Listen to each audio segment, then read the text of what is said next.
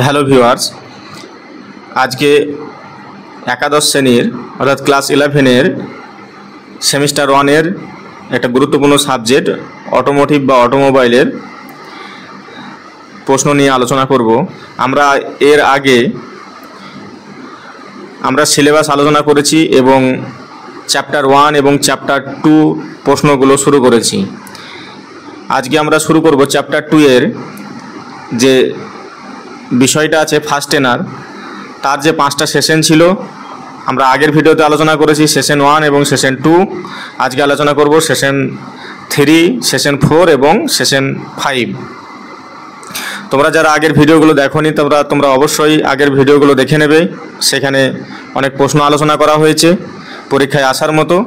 আজকে আমরা শুরু করব সেশন 3 এবং সেশন 4-এর প্রশ্ন। তো চলো শুরু করা যাক। এই দেখো চ্যাপ্টার 1 ফার্স্ট টেনার, আমরা আগের আলোচনা করেছিলাম এই automatic Bolts and machine screw. তারপরে সেশন 2-তে ছিল তোমার অটোমোটিভ নাটস। আজকে আমরা আলোচনা করব যে অটোমোটিভ স্টাডের প্রশ্নগুলো নিয়ে। দেখো প্রথম প্রশ্ন যে শূন্যস্থান পূরণ, অর্থাৎ শূন্যস্থান তোমাদের তো আসবে না, তোমাদের আসবে এমসিকিউ টাইপ প্রশ্ন। তোমরা এই শূন্যস্থানগুলোর মাধ্যমে তোমরা এমসিকিউ টাইপ প্রশ্নের উত্তরগুলো করে নেবে। প্রথম প্রশ্ন আছে দেখো যে স্টাডগুলি যান্ত্রিক ড্যাশ যা ড্যাশ এক বা উভয় প্রান্তে থাকে, তাহলে কি হবে? এই শূন্যস্থানে বসবে যে ফার্স্ট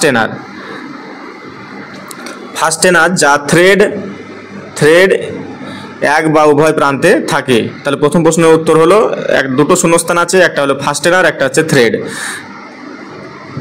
তাহলে স্টার্টগুলি যান্ত্রিক ফার্স্ট টেনার যা থ্রেড বা এক বা উভয় প্রান্তে থাকে। 2 নম্বর প্রশ্ন দেখো যে অটোমোটিভ স্টার্টগুলি উভয় প্রান্তে ড্যাশ থাকে। কি থাকে উভয় প্রান্তে? উভয় প্রান্তে থ্রেড থাকে, তাহলে শূন্যস্থানে হলো থ্রেড। 3 নম্বরের প্রশ্ন হুইল স্টার্টগুলি হলো থ্রেডের ফার্স্ট টেনার যা অটোমোবাইলের ড্যাশ ধরে রাখে। কি ধরে রাখে? শূন্যস্থানে বসবে চাকা ধরে রাখে। 4 নম্বর প্রশ্ন প্রেস ইন স্টার্টগুলো ড্যাশ বা ড্যাশ এর পেছনের দিক থেকে ইনস্টল করা হয়। প্রেস ইন স্টার্টগুলো কি হয়? শূন্যস্থানে বসবে ডিস্ক এবং পরের শূন্যস্থানে বসবে ড্রাম হাবের পেছনের দিকে ইনস্টল করা হয়। 5 নম্বর প্রশ্ন দেখো পারফরমেন্স বা ড্যাশ প্রয়োগের জন্য যখনই সম্ভব প্রধান ক্যাপস বোল্টের পরিবর্তে ড্যাশ ব্যবহার করা পছন্দনীয়। তাহলে দুটো শূন্যস্থান আছে এখানে, দুটো শূন্যস্থানে কি বসবে? দুটো শূন্যস্থানের মধ্যে প্রথম শূন্যস্থানটাতে বসবে দেখো যে পারফরমেন্স বা এখানে হবে হেভি ডিউটি ভারী শুল্ক প্রয়োগের জন্য যখনই সম্ভব প্রধান ক্যাপস বোল্টের পরিবর্তে প্রধান স্টাড অর্থাৎ মেন স্টাড ব্যবহার করা পছন্দনীয়। এবার কয়েকটা শূন্যস্থান প্রশ্ন করলাম। এবার আমরা বহু নির্বাচনী প্রশ্ন অর্থাৎ এমসিকিউ যেগুলো তোমাদের পরীক্ষায় আসবে, এগুলো পরীক্ষায় আসবে। তোমরা যদি এগুলো প্রশ্নগুলো দেখে নাও তাহলে হয়তো দিতে পারে এমসিকিউ টাইপ, এগুলোর মধ্যে উত্তর থাকতে পারে। এবার দেখো যে এমসিকিউর মধ্যে প্রথম প্রশ্নটা আছে যে এক বা উভয় প্রান্তে থ্রেডযুক্ত ফার্স্ট টেনারগুলোকে ড্যাশ বলা হয়। তাহলে কি বলা হয়? তাহলে প্রথম অপশন আছে যে স্টাড, দ্বিতীয় অপশন আছে ওয়েল্ডিং, গ আছে দেখো ঢালাই, আর ঘ হচ্ছে রিভেট। তাহলে কোনটা উত্তর হবে? উত্তর হবে স্টাড, অর্থাৎ এক বা উভয় প্রান্তে থ্রেডযুক্ত ফার্স্ট টেনারগুলোকে স্টাড বলা হয়। 2 নম্বর প্রশ্ন দেখো ব্যবহারের ভিত্তিতে অটোমোটিভ স্টার্টগুলিকে ড্যাশ শ্রেণীতে সীমাবদ্ধ করা যেতে পারে। এটা হবে শ্রেণীতে, এখানে একটু কারেকশন করে নাও। তাহলে ব্যবহারের ভিত্তিতে অটোমোটিভ স্টার্টগুলোকে কি অপশন আছে?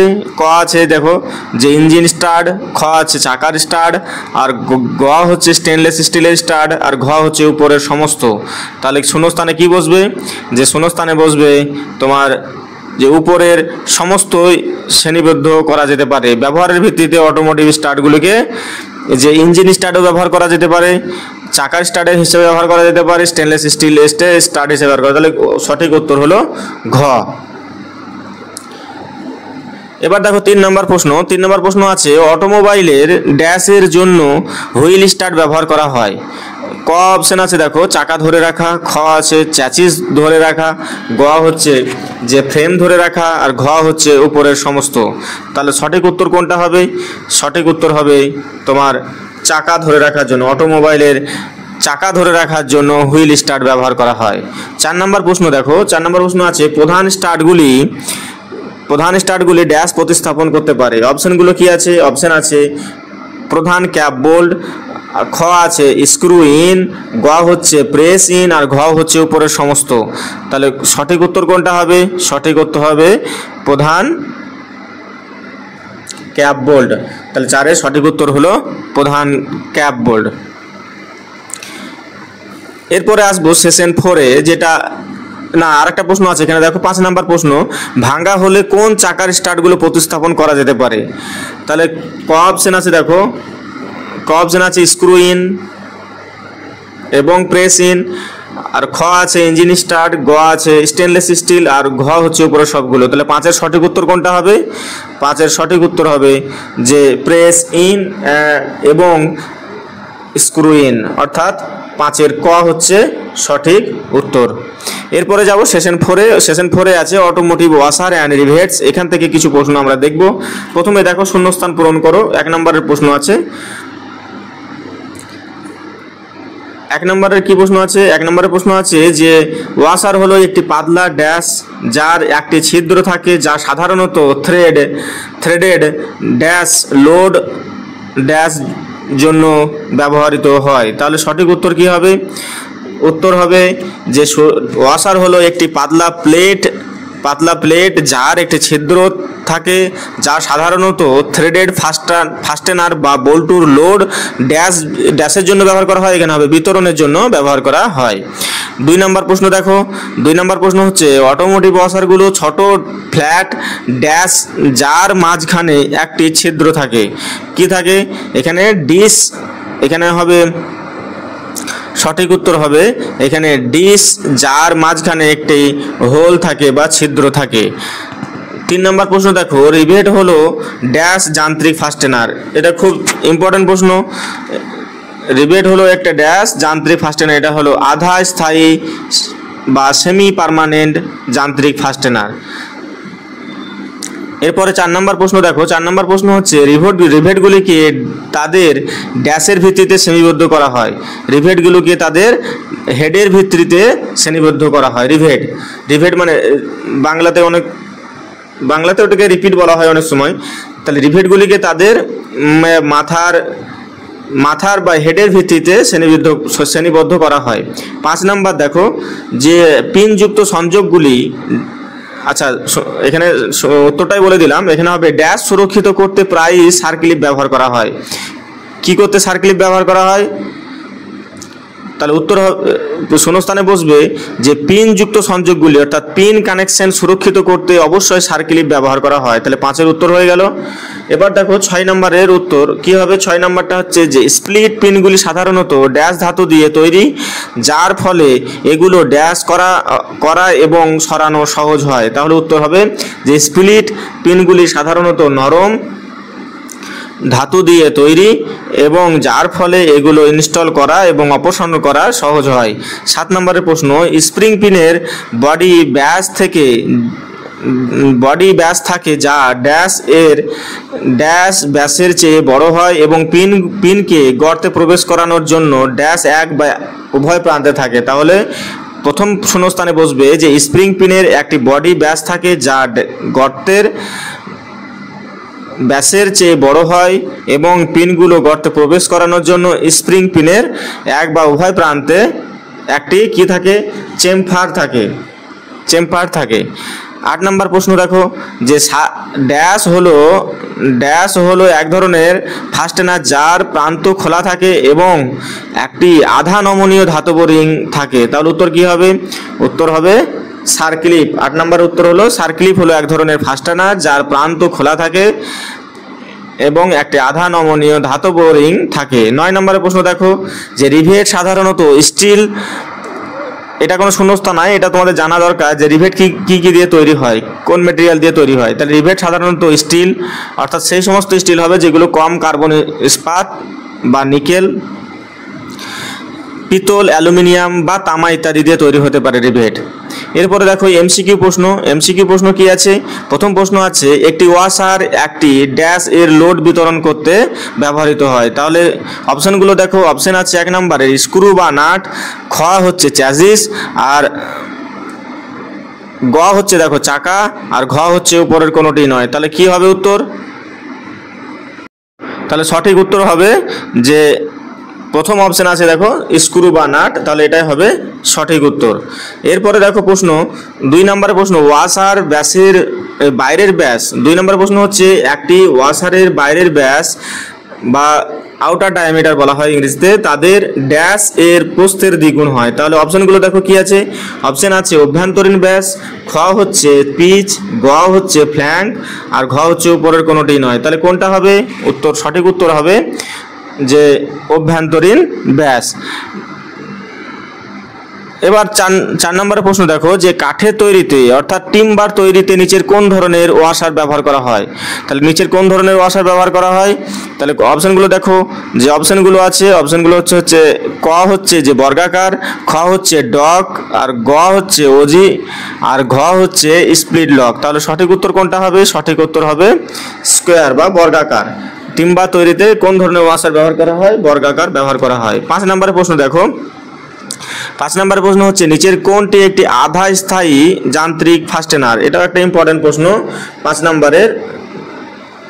নম্বরের প্রশ্নটা দেখো যে কোনটা তাহলে একটা আধা স্থায়ী যান্ত্রিক ফাস্টেনার। সেটা হচ্ছে ক হচ্ছে রিভেট, খ হচ্ছে নাট বা বল্টু, গ হচ্ছে স্টাড, আর ঘ হচ্ছে উপরের কোনোটি নয়। তাহলে সঠিক উত্তর কোনটা হবে? সঠিক উত্তর হবে রিভেট। তাহলে ক হচ্ছে সঠিক উত্তর। এবার দেখো সেশন 5-এ কি আছে? সেশন 5-এ আছে removal and replacement damage fastener. এখান থেকে আমরা প্রশ্ন এমসিকিউ প্রশ্নগুলো দেখব কি আসতে পারে। দেখো বহু নির্বাচনী প্রশ্ন বা এমসিকিউ। প্রথম প্রশ্ন আছে যে নষ্ট মাথাওয়ালা স্ক্রু অপসারণের জন্য ড্যাশ। তাহলে অপশনগুলো কি আছে দেখব।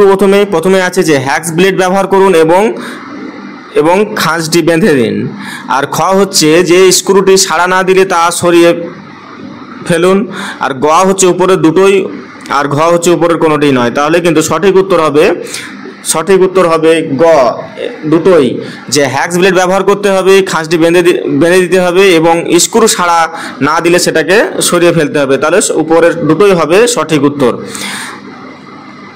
তাহলে 1 নম্বরের প্রশ্নের উত্তর হলো গ।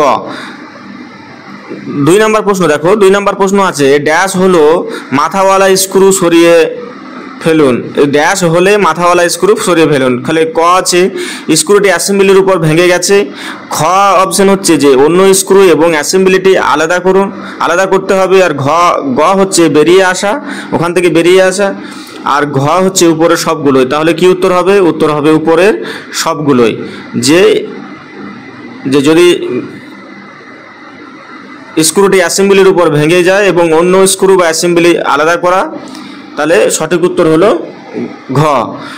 এবার দেখো 3 নম্বর প্রশ্ন, অ্যাসেম্বলিতে ভাঙা একটি মাথাওয়ালা স্ক্রু কিভাবে সরিয়ে ফেলবে। এবার অপশনগুলো দেখো যে নতুন স্ক্রু লাগানোর আগে সুতোগুলো অর্থাৎ থ্রেডেড এগুলো বেঁধে দিতে হবে, না খ অপশন আছে স্ক্রুর মাঝখানে ড্রিল করতে হবে, ঘ হচ্ছে যে স্ক্রুর চেয়ে ছোট ড্রিল বিট সহ ড্রিল মেশিন ব্যবহার করতে হবে, আর ঘ হচ্ছে উপরের সবগুলো। তাহলে সঠিক উত্তর কি হবে? সঠিক উত্তর হবে উপরের সবগুলো। তাহলে অপশন হলো ঘ হচ্ছে সঠিক উত্তর। এবার দেখো 4 নম্বরের প্রশ্ন যে ক্ষতিগ্রস্ত কোনো ফাস্টনার অপসারণের প্রথম ধাপ কি হওয়া উচিত। অপশনগুলো দেখো, ক আছে লুব্রিক্যান্ট প্রয়োগ করা, খ হচ্ছে ফাস্টেনার ডিলিট করা, আর গ হচ্ছে ক্ষতিগ্রস্ত পর্যবেক্ষণ করে সঠিক টুল নির্বাচন করা, আর ঘ হচ্ছে হাতুড়ি দিয়ে আঘাত করা। তাহলে সঠিক উত্তর কোনটা হবে?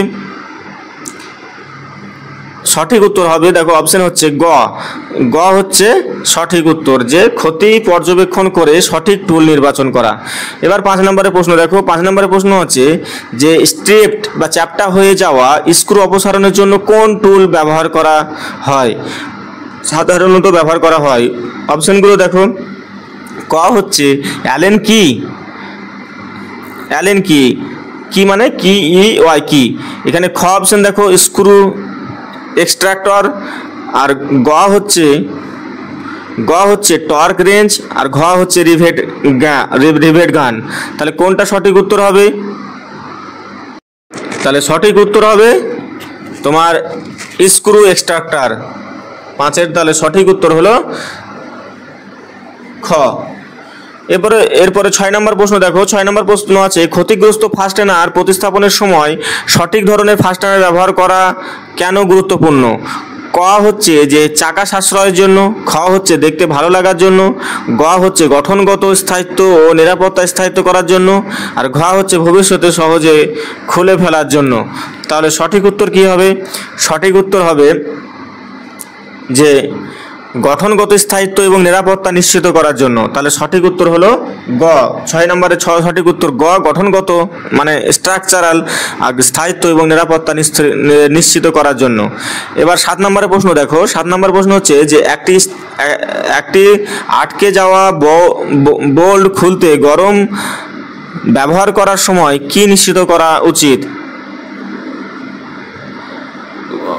অপশনগুলো দেখো। ক হচ্ছে বোল্টটি প্লাস্টিকের তৈরি, খ হচ্ছে আশেপাশে কোনো দাহ্য পদার্থ নেই, গ হচ্ছে গরম করার সাথে সাথেই জল ঢালতে হবে, বা এখানে পানি করা আছে, পানি বা জল ব্যবহার করতে হবে, আর ঘ হচ্ছে যে শুধু নাট গরম করতে হবে। তাহলে সঠিক উত্তর কি হবে? সঠিক উত্তর হবে আশেপাশে কোনো দাহ্য পদার্থ নেই। তাহলে 7-এর সঠিক উত্তর হলো যে খ, আশেপাশে কোনো দাহ্য পদার্থ নেই। এরপরে 8 নম্বর প্রশ্ন দেখো। 8 নম্বর প্রশ্ন হচ্ছে যে হেলিকয়েল কি কাজে ব্যবহৃত করা হয়?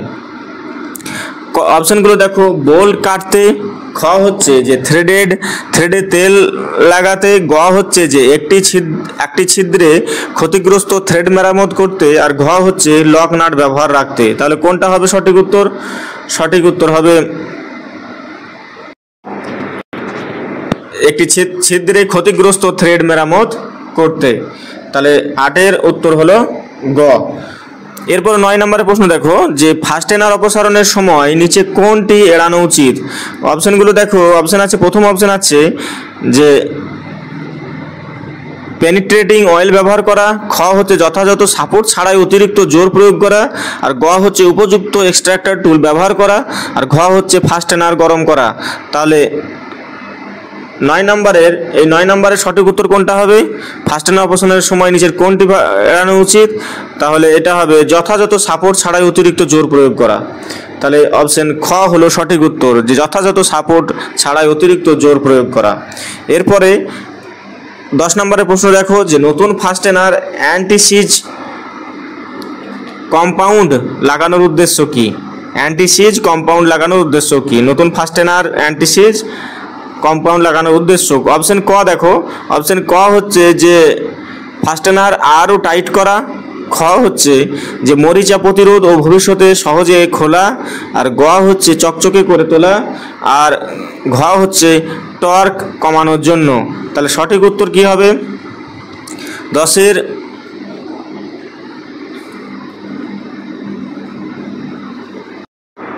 তাহলে সঠিক উত্তর হবে যে টর্ক কমানোর জন্য। তাহলে 10-এর ঘ অপশন হচ্ছে সঠিক উত্তর। তাহলে তোমাদের এখানে চ্যাপ্টার 2-এর 3টে সেশন এখানে আলোচনা করলাম।